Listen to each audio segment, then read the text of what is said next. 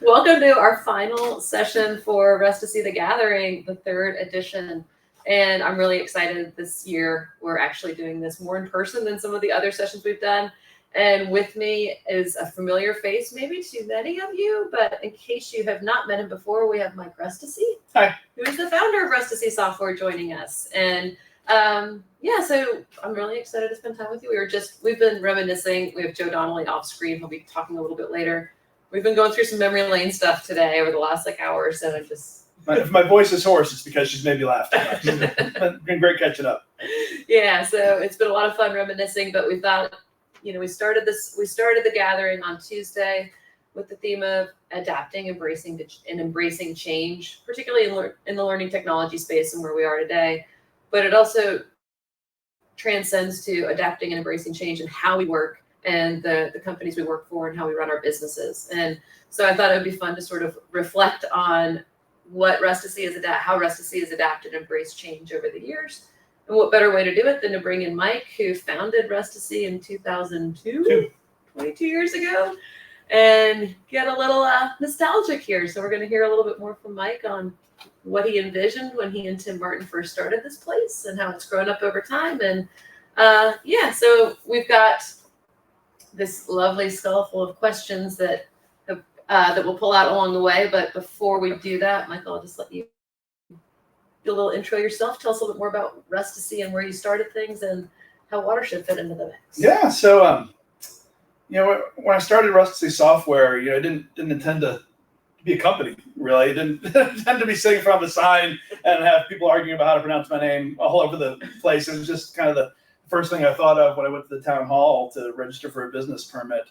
So I started out just as a freelancer, just in my spare time. And the goal at the beginning was honestly just to find a way to earn enough money to support my wife, who wanted to stay home with the kids when we had kids in a few years. And I knew I kind of had some talent as a software developer and wanted to just go start doing that on my own. And that evolved a little bit. Tim came on to join me about a year into that, and we didn't set out to go do SCORM and eLearning interoperability standards, if you can believe that. That wasn't our childhood dream. But instead, what we set out to do was to build a place we wanted to work. And the prior place that we had both worked and where we met taught us a couple things. It taught us that we were pretty smart. And it also taught us a little bit about how not to treat people if you want to keep them around. And I was doing some reading at the time, and kind of through just kind of getting a little bit of worldly knowledge, realized that the stats are like in any profession, but especially in software development, the 90th percentile, the A players, if you will. They're not like incrementally more effective and productive than the average talented person in any profession. They're 2, 3, 4, as much as 5 times more productive. And Tim and I realized that we were pretty smart, and what we wanted to do was we just wanted to create a place where we wanted to work, where we could support our lives. And at the time, the vision was, let's try to attract 5 or 10 more people who are kind of like us, who want to have work support their lives and who want to enjoy their work while they're doing it, work with good people who stimulate them both personally and professionally. And if we can attract and retain those people, and those stats are true, which we really did believe, we're going to find a way to make money. And SCORM just kind of fell in our lap. We got lucky there, put ourselves in a position to be lucky, and got lucky and executed on that luck, and certainly never thought it would grow to where it is today by any stretch of the imagination. And so that continued to evolve and grow, and had some of the best times of my life working in this building and other buildings with some of these people sitting right here in this room, and just a tremendous experience. And that evolved to the place where we were fortunate to participate with ADL in the creation of XAPI.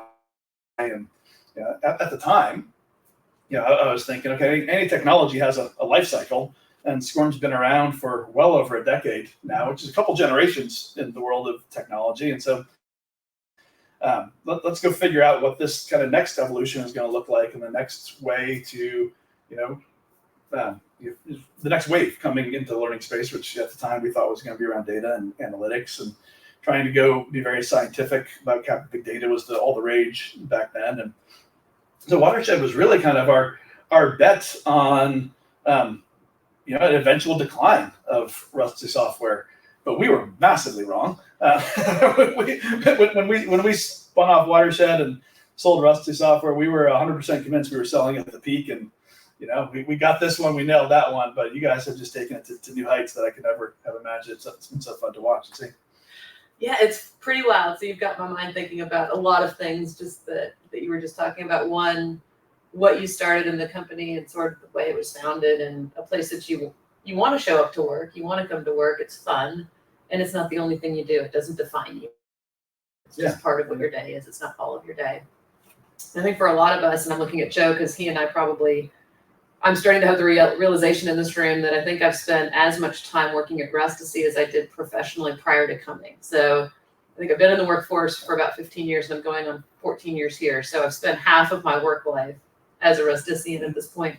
But I've had the first half of that, I learned a lot of things. I learned how to do things well in the world, but I also saw a lot of different work cultures. And you start to sort of self-select as you go along in your career to figure out what works for you and what kind of environments are attractive. And I will admit, like we were talking about my first day when I showed up to interview with you both, and it was in this like small condo converted to offices. So imagine it's like there's a kitchen and like there's a clear living room, and it's clearly like it had been converted into something with a big giant ping pong table in the middle of it, and this horrible leather couch. And I had to sit on that and interview with you two. But I remember like getting past some of that and the fact of like, what is SCORM exactly? I kind of knew what it was, but not really. But what really got my attention with you both was I was like, wow, here's two smart guys. There is a business model here. Clearly there's an opportunity, but it was more about you treat people well, and you just, it was just the complete antithesis of other working environments I had seen, where you assume positive intent, which is like so counter to a lot of other ways other offices work or companies work. So that was enlightening because I didn't even think about it. I was like, oh, you could have a successful business and treat people well. Like, oh, that's cool. Yeah. Let's try that. Yeah. So that was eye-opening. I think you opened a lot of people's eyes with that. It kind of shocks me that it's not common sense. Like, just treat people well, and they will treat you well and do well for you. I think there's a quote I used to repeat all the time. I think it was J.W. Marriott. I said, take care of your people will take care of your customers, and the profits will take care of themselves. And I think it's kind of that. That's still in our handbook. Is it really? Yeah. We were just looking at the handbook the other day because there was a lot of, we talk about like kind of coming back to adapting and embracing change. Yeah, we look a lot different. Clearly, this is not somebody's like garage or condo converted to an office space. We're sitting right now in our Franklin office, which is absolutely beautiful and large, and it's a big office. But this is not what it was before. So we've adapted, we've grown into that. We've clearly grown. Alicia pointed out, there are 30 Rusticians responsible for putting on this user conference that we've had this week. Yeah, I know. So like that was just like, ooh, watch Mike's mind get blown with that. We never envisioned a company being 30 people, much less being large enough to have 30 people focused on one thing. Yeah. We're only 58 now. So granted, like we've got more than 50% of our people working on this week, but we have grown, but so we look back and say, can we still operate in the same ethos? Like what things break at scale, or what is scalable? And I think that's the one thing that we continue to look at to say, how do we keep this scalable? And that's where people like Joe come in. I'm pointing to Joe Donnelly, who's off camera, but he is our resident culture commissioner, if you will. I'll accept commissioner. Yeah. Czar? Czar? I like Czar. I can do Czar. Yeah. I can do Czar too. Yeah. I'll answer anything. Yeah. But it is, a lot of companies talk about corporate values and things like that. And, whether it's authentic or not, I think is always up to the individual company. But it is something that like you and Tim trained us well. I guess this is a long way of saying that. So, as we come back to like the basics and the fundamentals at Rustici, it's help things work well together, and that's learning technologies, but it's also the people that do that, and helping us work well together means treating each other well, and we have a few anecdotes around that. I guess I'll do it now because I'm not sure if it'll show up later, but do you remember the story around paper I towel? do, 100%. About toilet paper? I remember the blog post. Something clearly triggered you to write that blog post that day. You want to give us the short story? So, I mean, the summary of the blog post is if you want to have a great culture, hire people who will change the toilet paper roll. Because look at this is useless right here. You don't leave this hanging out in the bathroom. If you're going to be respectful to your employees, you change it. You can leave this one on top if you want to be environmentally friendly and see if this little bit gets used over here. But it's that ethos of the people who will just do the little things. And unfortunately, as much as I've tried, I never found a way to incorporate this test into an interview. As much as my wheels spun, but that is it's the little things that you look for. The person who's going to do the dishes or pick up something or change the paper. I don't know. It's all of those little things that we would just be expected to do in our houses, in our families, that translate into oh, I'm going to go that extra mile for the customer. That's not my job technically, or it's not in the contract. I'm just going to do it anyway because it's the easy, the courteous, the kind, the right thing to do. And I don't remember exactly how that got encapsulated the toilet paper early on, but it's become one of our mascots. So it's actually it's a really good shorthand for leave things better than you found them. Yeah. For the next person. And it is something that, Joe, I think when you do onboarding and have new people. I still say all those things when we onboard new people. And it's so great to hear you say that, because it's like, sometimes I say things and I'm like, did I make that up? Did we really do that? But this is a thing that we talk about all the time. Nobody's mother works here. If you have time, unload the dishwasher. If you take a Coke out, put 2 back. Yeah. If the trash is full, the bins are right out there. And the toilet paper thing, I'm not gonna lie, I've shared the toilet paper blog. I think, doesn't it say your paycheck may depend on it? There's a pretty aggressive flavor of that blog post, but I talk about that all the time. I used to do like a solid 10 on bathroom etiquette. Yeah. We used to call it just be excellent. Yeah. Just be excellent to everybody. Be kind. Just be respectful. It's kindergarten stuff. It is. But it's like so contrary to what we see so much in other corporate cultures. Don't get you started as to the way the world is representing that these days, and not showing up as people who are kind to each other, have a presumption of positive intent. I don't see it as rocket science. It just seems simple. I do chuckle though every time I go to like a restaurant and in the bathroom I have the opportunity to change the toilet paper to the next person, and I'm like, yes, yes. So, and then there's times when I'm trying to emerge into traffic and wishing other people would have seen positive intent too. Yeah, so it definitely transcends just outside of the walls here. But yeah, so that one has become evergreen, 100%. Right. That is absolutely something we talk about quite a lot here at Rustici. Is how we treat people. Yes. Well, I know we have questions. Okay. So we will Let's see what we got. So, and for those of you out there, I think we're going to pull a couple of these, and then if you have questions that you want to ask Mike or conversation starters, feel free to drop them in the question and answer, and we'll leave some time there at the end. Sound good? All right, here. Never answered a question out of a skull before. Neither have I, and this is where Mike and I are comparing notes. You can tell how old we are because these things come out a little more often. Tell the story of how you drew up the company on the back of it. Well, we hear that you drew up the company model on the back of a napkin. I think that's figurative. Oh, okay. There was no company model. The company model was kind of the intro of just, first of all, I want to be able to make enough money to support my future kids and let my wife stay home. And then, the model of SCORM was just a happy coincidence. I was working as a freelancer. I had implemented SCORM at my prior company.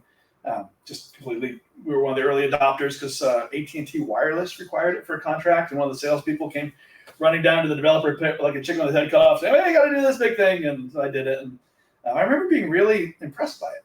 Actually, in 2001, SCORM was really well designed and revolutionary. I remember reading it like Phil Dodds was the chief architect behind it. I'm like, that guy's done a really good job over here. It's really elegant. Really well put together, solves the problem in a good way that'll build for the future.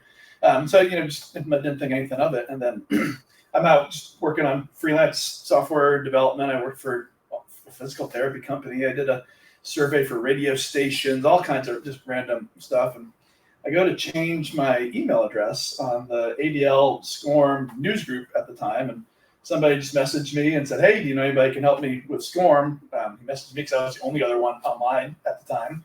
And I said, "Sure, I'll do that." Didn't do anything for $1 and did that, made a couple bucks and put a little section on my website, said, "Hey, I can help with SCORM," thinking maybe this would be a nice little side thing or whatever. And that was also right when Google AdWords started. So I said, "Let's go play with this. It's 10 cents a click. What do I got to lose? Here's $20. Let's see what happens." And took out a Google AdWord for SCORM, which turned out to be the perfect Google AdWord. If you put those 5 characters into a web browser, that's the exact only thing you're looking for. And just kind of grew from there. We did the same kind of content conversion project a few times over, and then over Memorial Day weekend in 2003, I wrote what at the time was called RESCA, the Rustici Software Extended Content API, because I was a master at marketing and branding. I thought it was Rustici. RESCA. Okay. RSECA. RSECA is what I called it. And then there was the Rustici Software Simple Content API, which was the free version. Okay. Which is now SCORM Driver, and just kind of made a few sales there and did the same thing kind of on the LMS side. And then when Tim came on board, we kind of realized there's some momentum building there. Done the same project over and over again. So he came on board and he did all the consulting work to kind of pay our bills for a little while. I just put my head down and built what became now SCORM Engine. What did we call it back then? The SCORM Content Player, SCP, SCORM Content Player. Again, developers doing marketing. And, at the time, I had no idea that it was going to be what it is. Just kind of SCORM and eLearning kind of caught a wave. SCORM is now 24 years old and still kicking and serving its purpose, and didn't see that coming. A lot of things just kind of fell in place. Yeah. It's fun. We were pulling the stats and we looked at them on Tuesday, the evolution of the standards. We kind of go through the timeline so you can kind of see everything and how long it takes for a standard to take hold and how long does it take for us to quit a standard. Yeah. We haven't figured that part out yet. We certainly figured out how long it takes for one to take hold. XAPI is coming up on, it's just past 10 years now at this point. And it's on its rise. I think we saw a fascinating tipping point in 2020. So when the pandemic happened, people needed to go fast into digital learning or online learning, not necessarily strategic, but fast. So SCORM was really easy for that because it was already well established, pretty turnkey, very straightforward and understood. And so people didn't have time to get into the nuance of XAPI the way they might want it to. They had to react and get something done fast. So we actually saw a little, decline in XAPI, and we're now seeing kind of coming out of that trough a little bit. So it is definitely, though, I think Bill Dodds, as you mentioned, or any of you back in the day, would you ever have imagined that SCORM 1.2 would still be relevant? Good God. Absolutely not. 100% wrong. Yeah, so it's been fun though. So you mentioned like the core products back in the day. So Driver, which is the content packager, and then Engine, the player. And they're still like the core of so much of what our product base is built on now. We just have fancier names. Although one name that has not changed over the years is SCORM Cloud. Yeah. So we tried a few years ago to break up with the SCORM Cloud name, or at least bring it into the, it supports like 6 standards. And to call it SCORM Cloud is like a little bit of putting it in a box. And you mentioned the power of SEO a little earlier.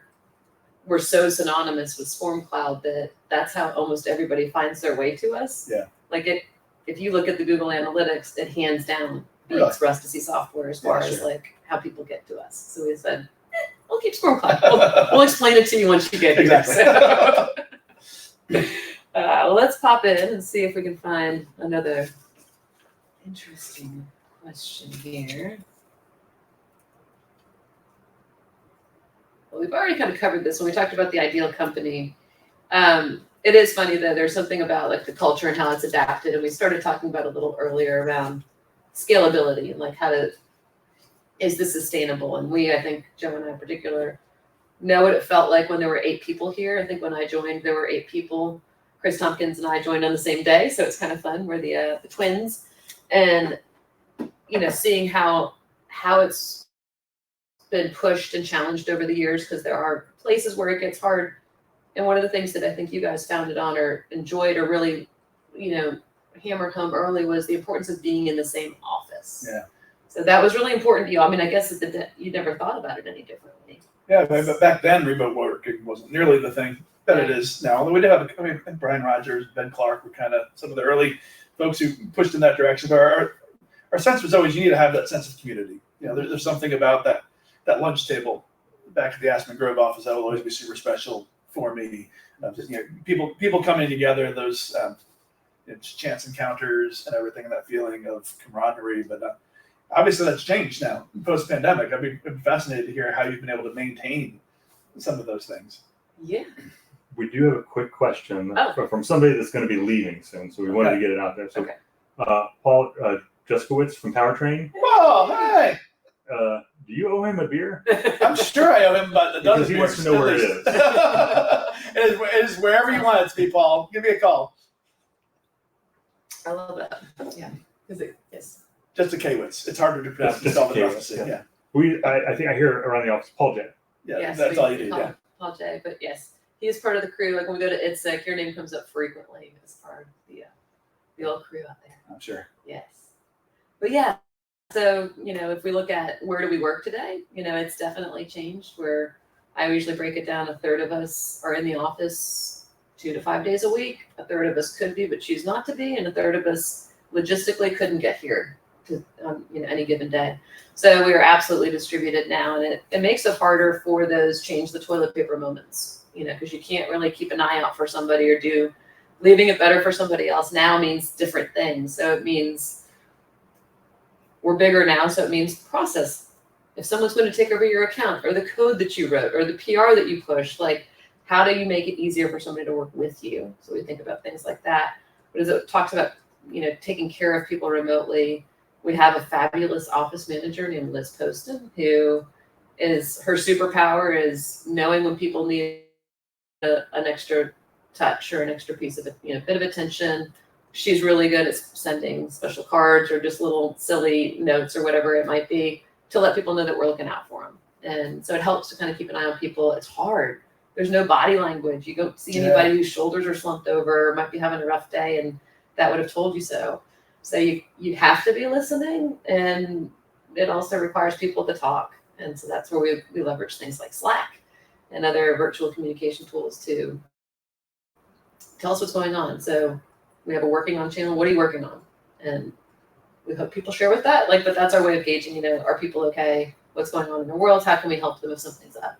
But yeah, it's a lot harder. It's not, you don't have eyes on people. Yeah. It's more about, not that I trust that you're doing your work, but I don't know how you're feeling. Yeah. And that's harder to gauge. Yeah, absolutely. So, yes. I will say there is one culture thing that broke tremendously at scale. Whenever it was someone's birthday, what would do? I knew you were going to say that. We would have this tradition that we would get Cold Stone Creamery, which is awesome, right? Except it's 12 people, that averages roughly once a month. Unfortunately, we have a lot of Sagittarians in the office, myself included. So December was a little busy.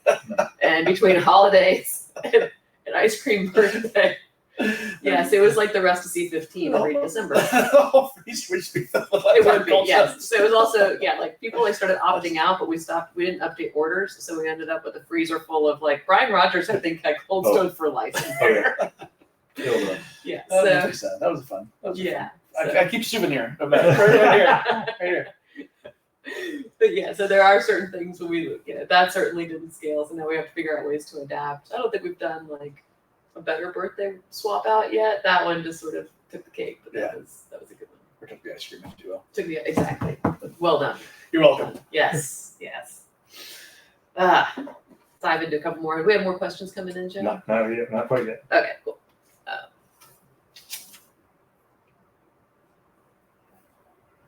Ooh. I don't know if you'll be able to answer this, actually. We started going down the path a little bit. This will be a test. Have you been keeping up with the newsletter of Rustici Software? No. No, you've not. I've been unsubscribed. So I don't know by who. Maybe it's me, maybe it's you. I don't know.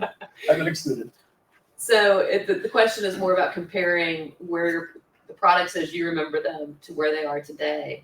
And so the question sort of is like, do you even know what product offerings look like today? A little bit, yeah. Like, so, the interesting thing for me, as I've watched, this evolution kind of post acquisition, is our products were SCORM engine, SCORM driver, SCORM cloud, like solve a very specific niche. And we always had this puzzle in the back of our mind of like, that's always going to be a limited niche. And how do we expand out of that when the adjacent territory is our customers? So we can't go be an LMS. We can't go make content. We can't go compete with our customers. That's dumb. So what was our path out of that? And part of that, our thinking was watershed. We're going to go over here. We're going to go over to like analytics and stuff based on the data that will now be available on XAPI. But what I didn't expect was content controller. You mentioned SCORM Cloud, and one of the things Tim and I like to do from like a business strategy perspective was just place little chips, little bets. Like you can picture like a roulette table. Just most of we got a bet on black or red, but maybe we'll put a bet on 15 and 22, and every once in a while those hit. And we would make little things here and there. And SCORM Cloud was kind of like this catch-all. We'd put all that we had ScoTube and Quizage, and then Dispatch, and like all these little solutions and things that our products could do that we how much people might use, and just put them out there to see. And SCORM Dispatch became a big part of SCORM Cloud, and we were always like, oh, cool! Look at all these cool things you can do with that. We've provided a nice technical solution for everybody to go use. But what I didn't anticipate was how just kind of bringing that out and packaging it in a really more elegant way, and putting some of the things around it that customers would need that us technical people thought you could just do on your own would lead to such a big growth and a whole new product line out of that kind of core technology that us geeks are like, just go use it, just go code and you'll be fine. And that kind of surprised me to see that grow in that way. And that's the only new product I'm familiar with. Well, that's fair. Content controller has been a surprise also over the last couple of years, because it was that first dispatch problem that content publishers should love it, right? It helps protect their IP and help them distribute their courses. But we now see it being used by organizations that use it alongside their LMS. They use it if they have multiple LMSs internally. They have this they have a distribution problem. It just happens to be an internal distribution problem. So we've seen these different use cases show up that we didn't expect either. So that's sort of been the fun sort of trajectory of content controllers, that it solves more problems than we thought it would originally. The emergence of things is always fascinating to me. You kind of put yourself out there and see what happens in the world. The new problems present themselves, and new solutions present themselves. And you never know where you're going to wind up. Exactly. Would you believe me if I told you that SCORM Cloud handles like 4 million registrations a month right now? We talk about the evolution of the growing up of products. Yeah. When I think it was the first, this is a great story, but the first month that we joined, Chris and I did. You know where this is going.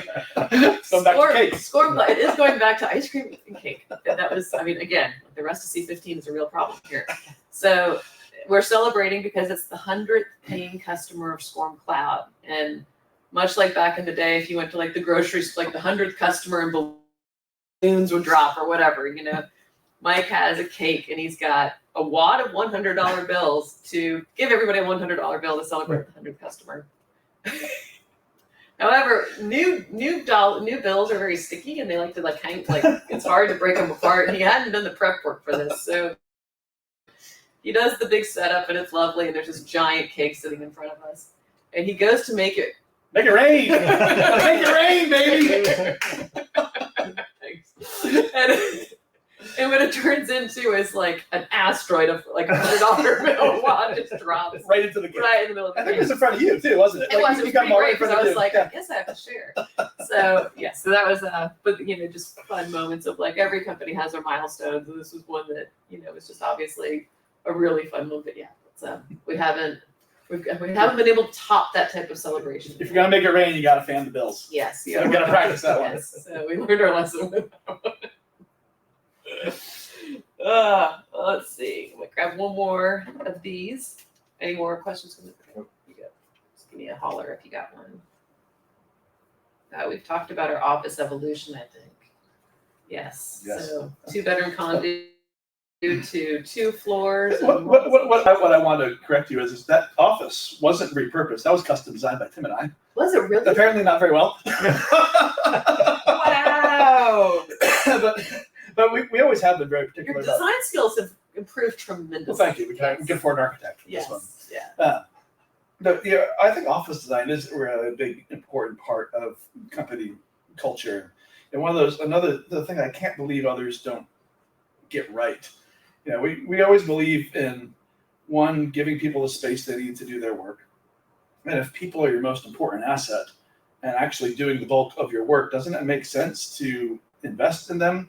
If you had a big expensive machine, wouldn't you give it the proper maintenance and oil it and give it the right environment so it could work at its best? And we've always tried to design offices that have like small spaces where people can have their own private office with the door, close the door, but with some glass on that. So you can kind of see out and feel connected, and others can kind of see if you're busy or not or worth being interrupted. But also then, an office design that funnels people together into common areas that in our case have been centered around ping pong tables and other kitchens with lots of ice cream and cake and all the other things, but to kind of force those connections. And there's all kinds of science and research behind all of that. But one of the things that shocks me is we started doing the math once we look, open plan offices and go to Steelcase and get the cubicles and all the fancy desks. And the cost of a cubicle with a fancy desk from Steelcase isn't all that different than the cost to construct a 7x5 office within an office. And it's kind of just, I don't get it. I don't get why people don't invest more into the space for their most important asset to do their most important work. It makes such a profound difference. It's interesting. 2 things there. One, I remember when y'all were designing the new office back then, and open concepts were all the rage. And I think you had been at one point convinced that open concept, not cubicles, but like work desks and like everybody sort of in it like a pit kind of, vibe. And hoteling like the phone booth sort of model that we see occasionally. I think one of y'all were on that side of That's it. Tim. Okay. And then you did the thing though, which was you asked us. So there was a debate between you all, which debate is something that you all also taught us how to do that healthily. But it was, you had one opinion, Tim had another, and then you just asked everybody. And I think every single person said the same thing, which was, I want an office with a door. Yeah. And that's what we have. And that's what we had at the old office. That's what we have here. But it is hard. So you're talking about the importance of like the work environment, and with so many people working from home, in 2020, people didn't have a choice, and now they have a choice. So the work environments, I think a lot of people really struggled, for a little while. They just had to find a space to work. It wasn't what they wanted. And now people are sort of gravitating to a thing that works well for them. So we sort of have the benefit of working in a space that you're comfortable in because people have choice now. But we do lack the window and the visibility again. Yeah. Mention of like that physical proximity. I want to go back to that kind of decision-making framework a little bit, because it's another thing that strikes me as massively effective and yet shunned a whole lot. I think a lot of people think that being in power, if you will, means I need to be all-knowing and dictate a decision. But I think there's actually more power in admitting when you don't know and having the courage to ask. And that was a big part of our culture, was always making people feel included in big decisions or decisions that would affect them. Even at the end of the day, knowing that we were going to retain the power ultimately at the end to make a decision here or there. But when you make people feel heard, and that when people know that you've heard their opinions and their voice and what they have to say, they can respect the fact that if you make a different decision, knowing that you've weighed all the things and it's your job to make a decision that could be hard and could go one way or another, it's so much more empowering to everybody around to feel heard than to just have dictates put upon themselves. But it requires a degree of kind of vulnerability and willingness to be open that I think just pays tremendous dividends, but can be really hard because it's not the norm. Yeah, in the North, it's finding this environment, like those moments to have those conversations. I think we had a lot of that serendipitously. Like some of it was designed. You all absolutely designed some of them. But a lot of it was serendipitous. It was having, over coffee, all of a sudden you have 5 people that have an opinion about where the product should go next, what kind of toilet paper we should buy next. Not that, but big. The good one. Don't get why do people buy the cheap toilet paper? That's a whole separate conversation. Buy the good one. Yes. Not a big budget on it. Yeah, but being intentional now though, and finding those moments, or making sure that you give people that opportunity to have the voice and where that is, and then not pulling the boss card. I think that's what we've got. Those are words from you and I think you back in the day, which is just because you're the boss doesn't mean that's gonna make you win. It has to be best idea wins. Best idea, exactly. So I've got a couple questions. Okay. Jim Ingram. Hey, Jim. Product manager, Rustici Software. We've had a lot of fun company events for Quail, now called Quail, over the years. Yes. What were your favorites? Ooh. What are my favorites? Oh, so let me set this up. Yeah, you wanna? So we gather 2 to 3 times a year in person. Usually that was easy to do, and now it's more intentional. People actually travel in. We called them Quails for a while. I think it was a Hunger Game reference. It was, and it's really not appropriate. Like, Not when really you think about appropriate, it, think like, about it it, was the antithesis of what we were hoping to have happen. So last year we had a little contest to rename it, and Quail. Okay. Birds are a theme here. Anyway, it's our company gatherings. Favorite Quail. There was when we played paintball. I think I got to do paintball once. Okay. You did it multiple times. That was super fun. I remember. I remember. Did you get hit? I'm sure. Yeah. I'm sure that was a little bit of a target. Yeah. There's so many fun things. Like what was it? We did some game show with the Minute to Win It. They had a game show one we did. But, we had kids with that one too. I think that was like one of the family ones. Yeah, I'm sure. Just watching people's kids that were like all around like 5, which was like the perfect age for those games. There was the I think 10th anniversary where we had a birthday party like a 10-year-old would have, and Tim and I got to joust each other in a bouncy house. I think one of my favorite ones, I think, were the earlier ones when we were still small enough that I could host everybody at my house. And I would cook for everybody, cook out, and I made ice cream for everybody one year. And that was special to me, to be able to let's bring everybody into my life and to just kind of say a personal thank you and express gratitude in that way was always really special. When it was going to be about 100 people, my ex-wife said that's the end of them at my house. I think we squeezed one in back then. And give you a good excuse to order soggy dogs. Soggy dogs. Yes. Best hot dog in the world, soggy dogs. Soggy dogs, soggy dogs. I don't get a referral commission, but I should. But yeah, that's another, going back to the personal side of things. One of the things I really appreciated about everybody at this office is our ability to see each other as a whole person. You're not just Tammy who works in the corner over there. You're Tammy who is passionate about running triathlons and has a family and all these other things. And to see everybody as a person who just shows up with their full selves, and to be allowed to bring your full self into the office is such a kind of special and warm feeling, to feel safe to bring yourself to an office that I wish a lot more places would replicate. It's an interesting one because I think we tell people this when we hire, like we want you to feel comfortable too.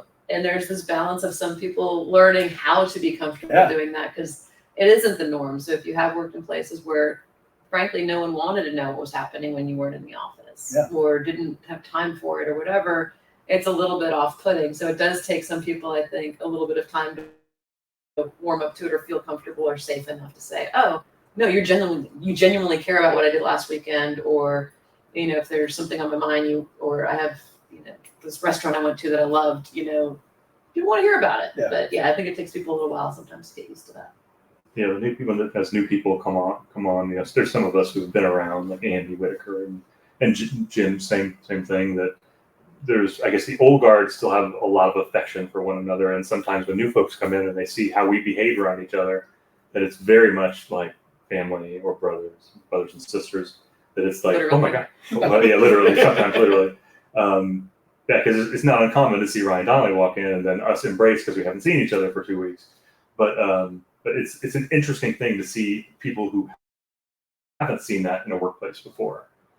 react to it. Got another one. All right. For you. Oh. What other Mike Rustici phrases do you still find yourself saying?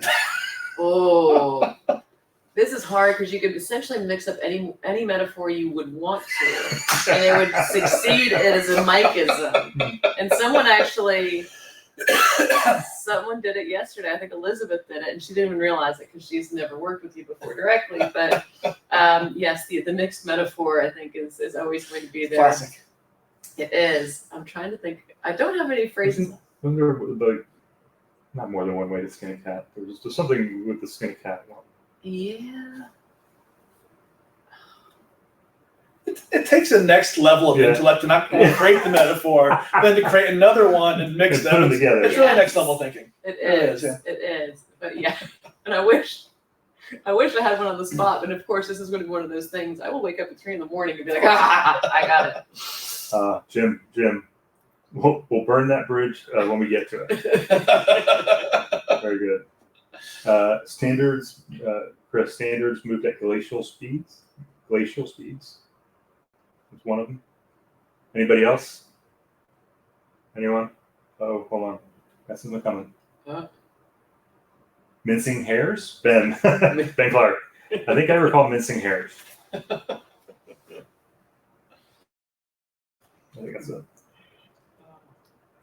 Yeah, getting back to like the company and how we all treat each other. A couple hours ago, I did a thing with Nate Brown, who's a customer experience guy. We talk about customer experience, and a big part of that is the employee experience. And everything that you've been saying for the last 43 minutes is what we talked about. Like it is such a great thing to, like, now at 58 employees in this building with, you know, all of our customers, but we are still trying to behave and treat each other as we did if there was 6 of us in, you know, 310 or 304. And it's for me, I guess it's great to see. Yeah. Yeah. I think you bring up a good point too. It's not just about how you treat each other, but how we then treated our customers and industry partners and even non-customers. I mean, how many non-Joe users have you talked to over the years? And that was something when I started. I could remember when I started, I couldn't believe that you were going to let me do that. Yeah. You were going to let me actually talk to people who didn't give us money. I also couldn't believe, I don't know if you remember this is forever ago. I remember being on a call with both you and Tim after you showed me Test Track. And I said, you guys are crazy. You should sell this. And you said, no, it's not what this is for. And I didn't get it until I got it, until I was here and understood what you were doing, and especially for the community. That was another part of the talk, is the community and the good we can do for the folks that are in it, because, you know, the eLearning pool's deep, and you know, we have the knowledge, we should share it. Always comes back around. Yeah. Karma's a thing. Yeah, very much so. Yeah, that was another thing we talked about, of like when we started hiring Chris, what would happen if we actually like tried to sell things and not just be nice to everybody? And because they all do come back, what happens if we, you know, give that a shot? Yeah. And then, yeah.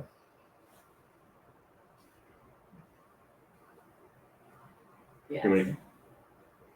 I could keep going. No, I'm not.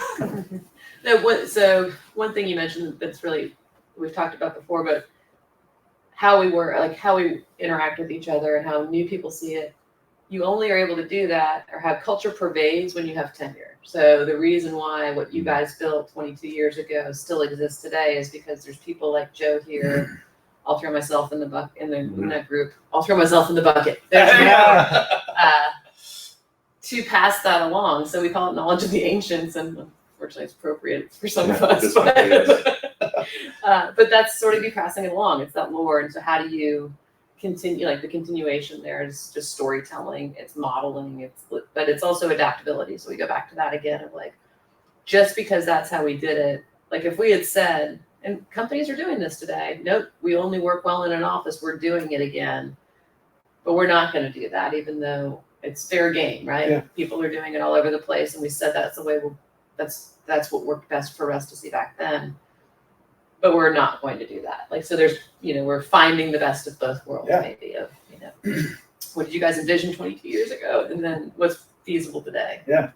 Going back to something you said a second ago, one of the things I'm absolutely the most proud of about this place, you go back to the knowledge of the ancients, is when we sold Rustici Software in 2016, the company was 13 years old, and at the time there was 40 something people in the building. We had a big intern crop that summer. There's 40 something people over 13 years, and to the best of my knowledge, in that 13 years, only 4 people left voluntarily. Most of them, 3 of them for life reasons or health reasons, and that I'm personally proud of. Yeah.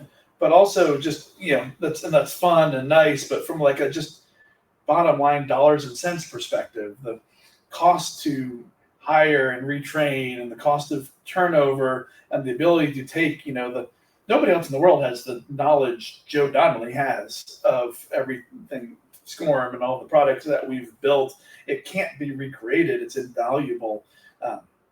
And the ability to just do these simple things of treating people well, making a place that appreciates their wholeness as a person, that makes them feel special, that makes them just want to stay here because they don't have a reason to leave because they're happy and fulfilled and challenged. The dollars and cents impact on that, just purely from low turnover, forget high morale and good customer service and everything, is phenomenal.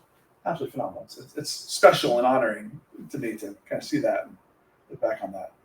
Yeah, that's a crazy retention rate. Yeah, there were plenty of people who left involuntarily during that time, which I think is a big part of retaining the people that you want to retain and of maintaining an environment that is intellectually stimulating and challenging to people of the caliber that we do hire and retain. We've let some people go who were a B+. Great people, great developers, but the fact that we maintain the standard of A players really helped attract the A's and the A+ and kind of built a virtuous upward cycle. Well, we also have a really flexible working environment. So you guys started the phrase of best 40, which is give us your best 40. That's all, right? It's a lifestyle company. But it also requires, it's a lot of autonomy. It's a lot of freedom. And you have to be able to handle that responsibility because it comes with a lot of responsibility. Yeah. And that's also a place of, it's not the place, it's hard sometimes for some people if they're used to structure, if they need structure. They're not going to get it directly from the people. Like they're going to have to figure out a way to fill that void because it's not, we used to call you mom and dad. I think you knew that. But you weren't our moms and dad. Like you weren't our mom and dad. So you just expected us to do the work that you hired us to do and figure out the right way to do it and ask questions along the way if we got stuck. Yeah. Like pretty simple stuff. Like that's it. But the first part of it was you expected us to know how to manage our time to get our stuff done. And you weren't going to be the ones managing our time for us. Yes. Good. And I think that's not something that works for everybody. So that's why there's different work environments. We just have all gravitated towards something that makes us feel like adults. So the Mikeism was get your work done, live your life. And if we have to talk any more about it than that, then you're not the right person for this company. But there were definitely people who came in and struggled with that, who were used to the more structure, needed the more structure. And we realized that we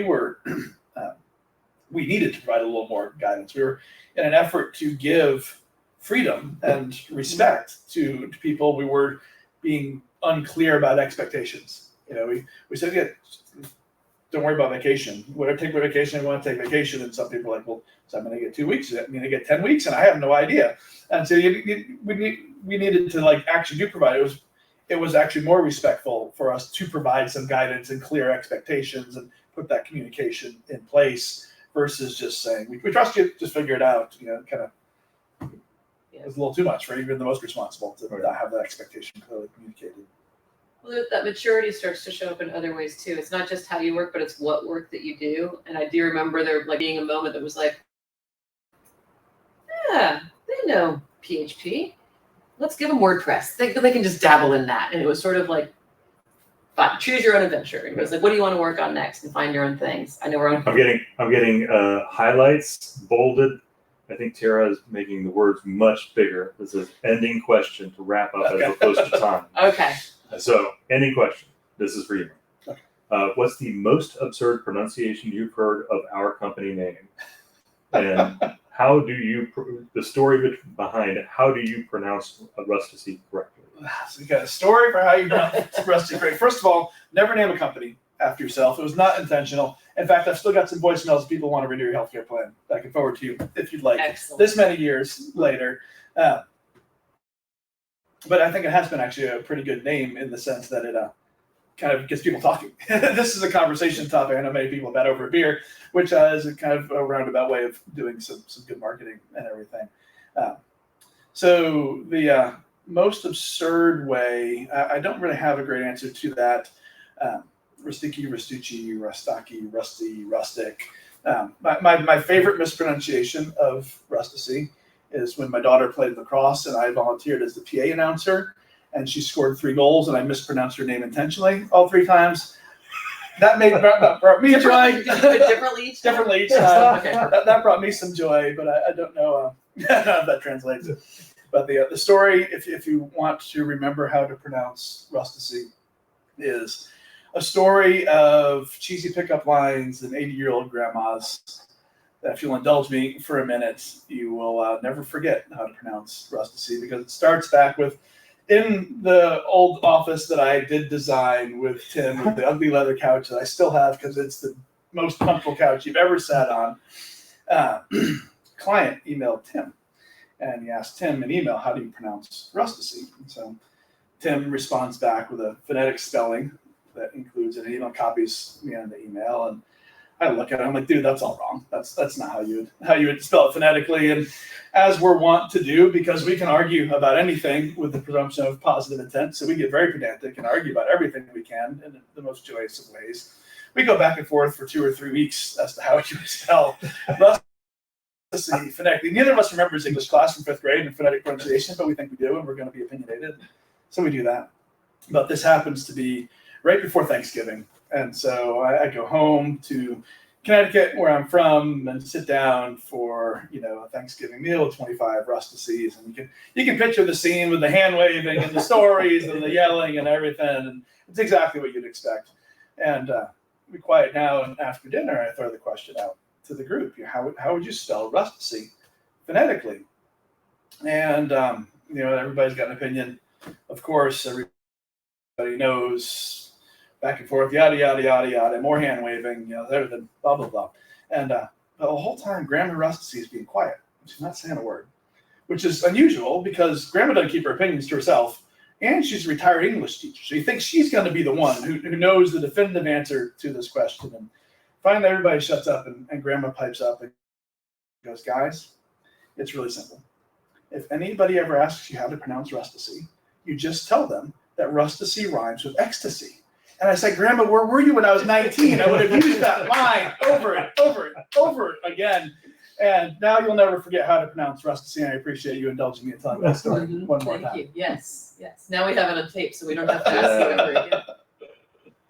Oh, this is awesome. Thank you so much for having me. It's been so much fun. Yes, and to do this in person is just really refreshing. Anyway, thank you. Thank you. Hi, everybody. Thank you, everybody. For bearing with us as we went down memory lane a little bit, got nostalgic. Hopefully you took away some nuggets. As we wrap up this 3rd year of Rustici The Gathering, I do want to say a big thank you to the team and the people here that have put this thing together. This means Alicia Pack, who is our producer and sitting right over here. You can't see her, but she's led the team of Elizabeth Moore, Tara Morey, Josh Darpino, Peter Whipperton, and 25 other Rusticians, Joe Donnelly included. So it's been a team effort, and it's also been a huge honor for us to have you share the last 3 days with us. So thank you for taking the time. We have some frequent flyers, people that have the leaderboard. I think, Joe, you have the prizes for the leaderboard. I do. All right. Should we go from 3 to 1? Sure. All right. 3rd place with 1,085 points, Shonita Wade. Excellent. Congrats. Yay. And that's going to be $10 gift card for Squirm Club. In 2nd place, Sam Harrison. All right, Sam. 1,250 points. That's also a $10 gift card.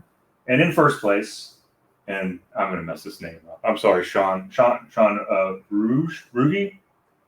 with 1,640 points. It's Whopping. now 1720. It's Ooh. 1,007. He's still with us. That means if he's gaining Oh. points as we've been speaking, then You can, Somebody stuck around for this. yes. yeah, that's 25 big ones. $25. Thank you, Sean. Thank you for joining us for all and being so interactive. I also want to give a special shout out to Anthony Altieri, who that man Hey. covered some sessions this week. I saw him commenting on and really enjoyed his session yesterday. But it's been really fun to see so much interaction. So thank you all for doing this. You'll be hearing from us. I think we'll have some follow-up emails with links to all of the things so that you can review everything, watch it again, share it with your friends.